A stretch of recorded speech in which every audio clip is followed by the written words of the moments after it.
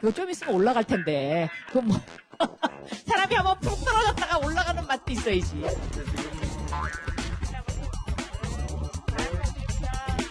서울시 공립 사립유치원 소속 7만 5천 명의 어린이에게 중식, 간식, 우유를 무상으로 제공하겠습니다.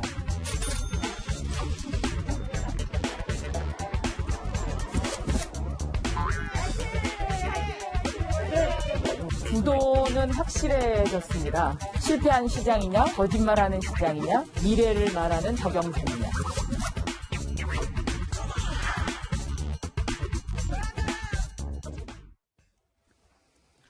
앞서 전해드린 것처럼 국민의힘 서울시장 후보가 오세훈 후보로 확정이 되면서 이제 본격적인 서울시장 선거전이 시작이 됐죠. 박영선 더불어민주당 후보의 반응 확인해 보시죠. 이제 구도는 확실해졌습니다.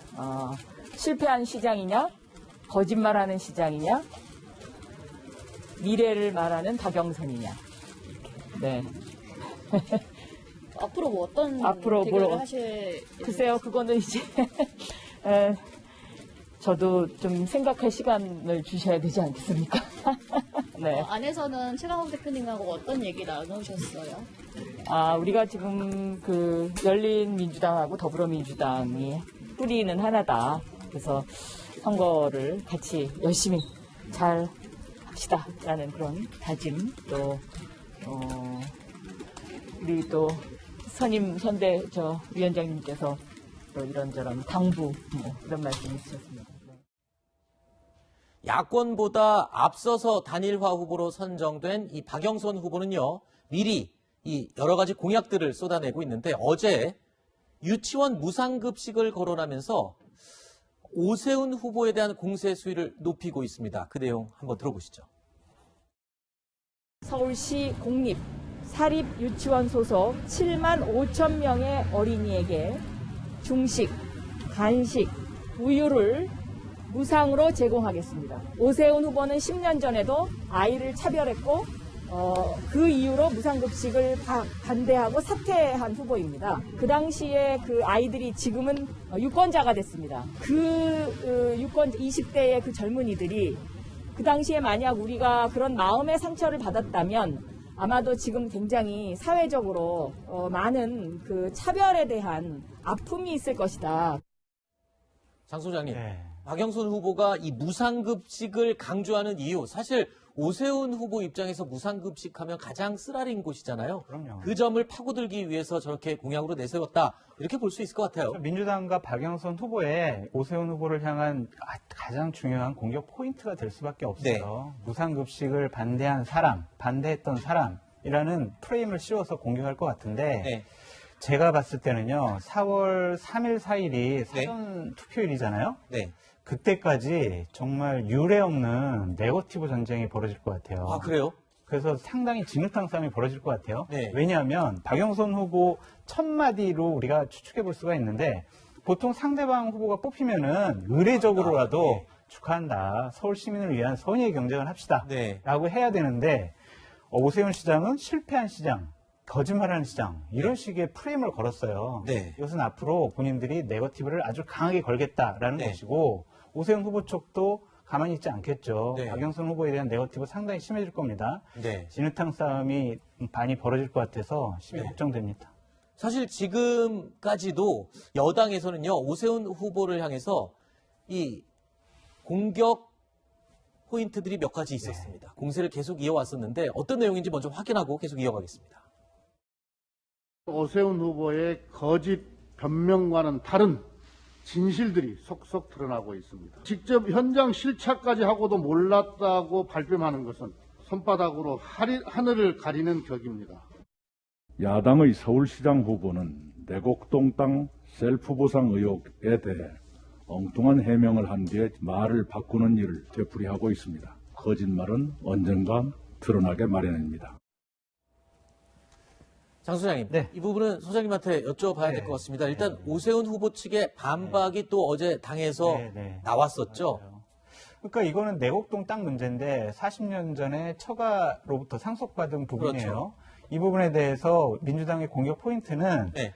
서울시장 당신이 재직할 때 네. 셀프로 여기 국민임대주택, 보금자리 주택으로 지정하지 않았느냐 이런 공격 포인트였어요. 네. 근데 어제 오세훈 후보 측에서 내놓은 자료를 보면 2006년도 3월에 중앙도시계획위원회라는 곳에서 자, 이곳을 우리 국민임대주택으로 공공지역으로 우리가 지정을 하자라고 제안을 했고 네. 2007년 3월에는 중앙도시계획위원회에서 의결을 했어요. 네. 그러니까 한마디로 얘기해서 노무현 정권 때 이것이 진행됐던 거거든요. 네. 그런 상황을 뻔히 민주당 지도부도 알 텐데 네. 김태년 원내대표나 이낙연 전 당대표 같은 경우엔 손바닥으로 하늘을 가리느니 네. 거짓말은 언젠가 드러난다 이런 식으로 공격하는 것은 네. 앞으로 이런 부분 네거티브에 상당히 집중할 거다라는 네. 사전 선전 포고다라고 말씀드려요. 네.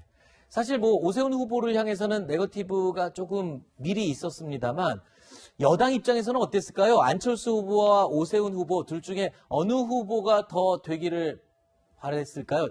김성환 선생님한테 먼저 여쭤볼까요? 아무래도 안철수 후보가 되길 바랬을 거예요. 아, 그래요? 예. 예. 그러니까 앞서 제가 말씀드렸던 것처럼 비호감도가 일단 있기도 하고요. 좀 불안정하다고 하는 이미지들이 있거든요.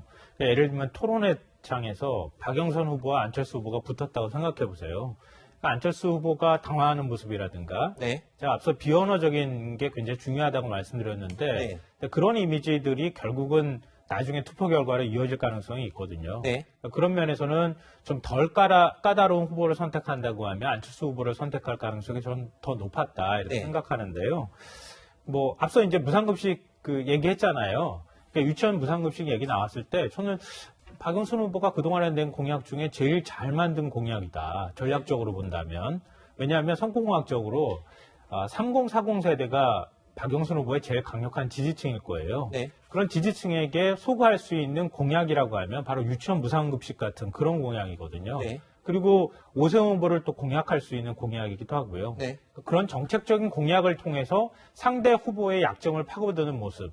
그리고 앞서 얘기 나왔던 것처럼 박영선 후보가 과거 대 미래의 대결로 얘기하자면 과거로 얘기하면은 오세훈 후보의 과거보다 민주당의 과거가 더 문제되는 상황 아니겠어요, 지금? 네. 심판론이 더 작동할 수 있기 때문에 그런 면에서 조금 더 그런 심판론을 극복하기 위해서는 미래 얘기를 더 많이 해야 한다. 네. 네거티브가 한쪽으로 간다 하더라도 뭐 그런 문제는 그런 문제지만 정책적인 부분을 더 많이 보여줬으면 좋겠다 이렇게 생각합니다. 네.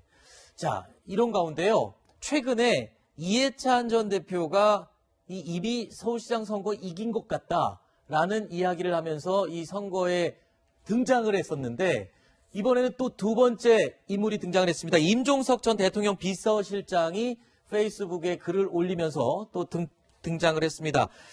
자, 박원순 전 시장의 공적을 치하하는, 칭찬하는 글을 올렸는데 글쎄요, 정치인의 글과 말은 다 의도가 있겠죠. 손정희 변호사님, 어떤 의도로 박원순 전 시장의 공적을 칭찬하는 글을 올렸을까요? 서울시장 보궐선거를 앞두고 있는 시점에서 얼마 전에 생각해 보시면 피해자분께서 기자회견을 통해서 절절하게 피해를 호소하고 특히 네. 이 시장 선거에 대해서 굉장히 유의미한 발언들을 해왔습니다. 그만큼 민주당에서는 위기의식을 느낄 수밖에 없는 상황이라고 말씀드릴 수 있고요. 원인 제공을 누가 했느냐. 두 번째로는 또 부동산 문제라든가 여러 가지 개인의 역량보다는 지금 당과 당이 대권을 노리면서 사실은 지지층을 결집하고 또다시 세력에 대해서 메시지를 던지고 있는 시점이라고 한다면 물론 고 박원순 시장께서 이런 성추문이나 피해나 이런 부분에 대해서 야기된 부분은 실정으로 보이고 같이 공동으로 책임을 져야 되는 연대 책임의 민주당의 입장이지만 그럼에도 불구하고 공과 가가 있다고 한다면 공도 어느 정도 어느 정치인들은 주장을 해야 되는 부분이거든요. 박영선 후보는 이게 예민한 주제이고 또 여성으로서 적절하지 않습니다. 하지만 박원순 시장을 직접 보필했거나 같이 일한 사람들은 또 개인의 입장에서 이런 점에 대한 공은 있다라고 이야기를 함으로써 결국 민주당 내부의 지지 세력을 결집하는 응집 효과를 가져오기 위해서 이 시점에서 이야기가 나온 것 같습니다. 그렇군요. 이 박원순 전 시장의 지지자들의 표까지 결집시키기 위한 그런 효과를 노리고 지금 임종석 전 실장이 또 다시 등판을 했다. 이렇게 분석을 해주셨습니다. 이런 상황에서 서울시와 서울시 자치구에서 약 1조 원의 예산을 이번 선거를 앞두고 푼다라는 소식이 전해졌습니다. 왜 하필 지금 이 돈을 푸는 거냐라는 내용이 지금 지적으로 나오고 있는데 장 소장님은 어떻게 보세요? 기본적으로 이 부분은 선거용이 아니냐라는 그런 비판으로부터 자유로울 수가 없어요. 시기 때문에 그런 거죠. 그렇습니다. 왜냐하면요, 서정효 서울시장 권한대행은 이런 식으로 얘기를 해요. 아, 우리 지금 주는 거 선거용 아니야. 네. 이거는 영업 피해가 컸던 서울시에 있는 소상공인, 자영업자들을 위한 거야라고 얘기를 하거든요. 네. 그러면은 1월 달에 왜 안 합니까? 작년에 왜 안 했어요? 왜 4월 달부터 시작을 합니까? 네. 그렇게 급하고 한계 상황에 몰린 분들 진작 도와줬어야죠. 네. 4월 달부터 이거를 지급하기로 갑작스럽게 결정한 것은 네. 선거용이야 라는 야당의 비판으로부터 자유로울 수 없다. 다시 한번 말씀드려요. 이건 김성환 평론가님 얘기 들어야 될 것 같습니다. 이 선거용으로 지금 푼 돈 같다라는 지적인데 어떻게 보세요? 돈 풀었습니까? 돈 풀지 푼다고 않았잖아요. 하는 거잖아요, 지금. 푼다고 네. 하는 거잖아요. 예. 제가 볼 땐 선거 이후에 아마 직접 지원이 될 것 같고요. 네. 뭐 1조 원이라고 얘기하지만 5천억 원은 금융 지원이니까 직접적으로 돈이 들어가는 문제하고는 좀 다르다고 생각이 되고요. 우리가 코로나19 상황에서 영세 소상공인들이 굉장히 어려워하고 있는 건 사실인데 네. 4차 재난지원금 편성을 위한 추경도 지금 심사를 다 못 마치고 있는 상황입니다. 네. 이럴 때 지자체 차원에서 지원을 하는 것, 이걸 자꾸 선거만 의식하면은 아무것도 하지 말라는 얘기랑 마찬가지잖아요. 네. 그러니까 아무리 선거가 치러진다 하더라도 대한민국은 굴러가야 되지 않겠습니까? 그러니까 자꾸 선거에 껴맞추다 보면 그러니까 일종의 이제 정략적인 판단이 자꾸 개입되게 되고요. 그러면 아무것도 하지 말라는 얘기로 자꾸 수렴되기 때문에 네. 이런 부분들에 대해서만큼은 오히려 먼저 야권이 나서서 같이 합시다. 이렇게 나오는 게 더 낫다고 생각합니다. 네. 알겠습니다. 자, 오늘 저희가 준비한 세 번째 Q&A로 이제 넘어가야 할 시간인 것 같습니다. 어떤 내용인지 계속 확인해 보시죠.